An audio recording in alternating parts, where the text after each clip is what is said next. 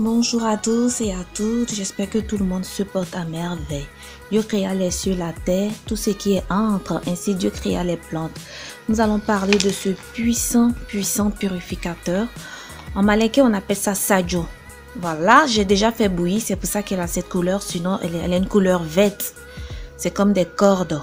Quand vous allez au marché chez les dames, vous dites Sajo.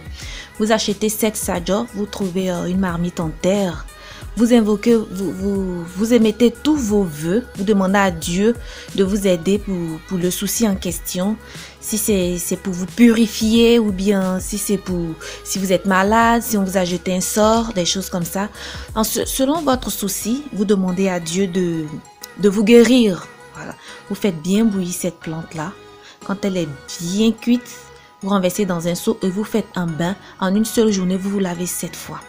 Quand vous finissez de vous laver, c'est-à-dire que vous lavez, vous vous asseyez. Quand vous êtes sec ou sèche, après vous lavez jusqu'à 7 fois.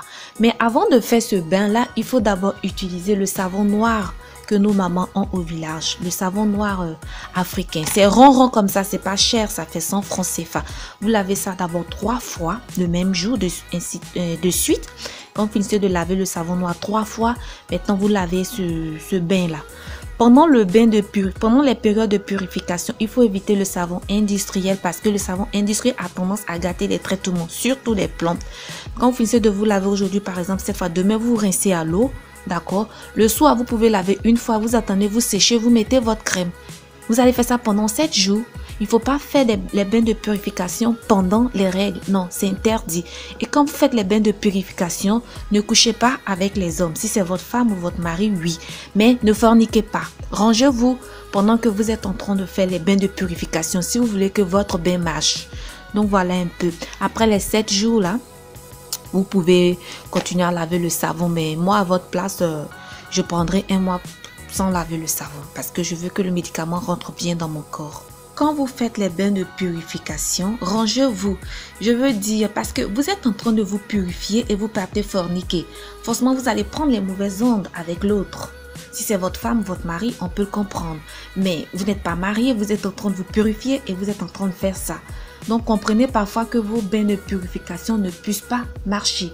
Sinon, cette plante-là, Dieu lui a donné de grandes vertus. Pendant 7 jours, vous lavez une fois au coucher après avoir lavé les 7 fois en une journée. Et puis vous observez, vous attendez le résultat. Mais dans toute chose, il faut demander à Dieu. Parce que Dieu est au-devant de toutes choses. Ne faites pas les bains pour abandonner la prière. C'est un ensemble. C'est Dieu même qui a créé les plantes. Les plantes ont des vertus. Mais Dieu, il ne faut jamais cesser de l'invoquer. Ne dites pas, mais pourquoi utiliser les plantes? Parce que les plantes, c'est pour se nourrir et pour se soigner. C'est Dieu qui a dit ça. Si vous pensez que vous ne devez pas utiliser les plantes, bon, pourquoi vous vous nourrissez? Parce que même Hippocrate, le père de la médecine, le disait que ton alimentation soit ton premier médicament. Donc les plantes, c'est pour se nourrir et pour se soigner. Mais il ne faut pas oublier Dieu parce que Dieu créa ainsi les plantes. J'espère que cette vidéo va aider mon prochain. Je vous remercie et je vous dis à très vite pour une prochaine vidéo.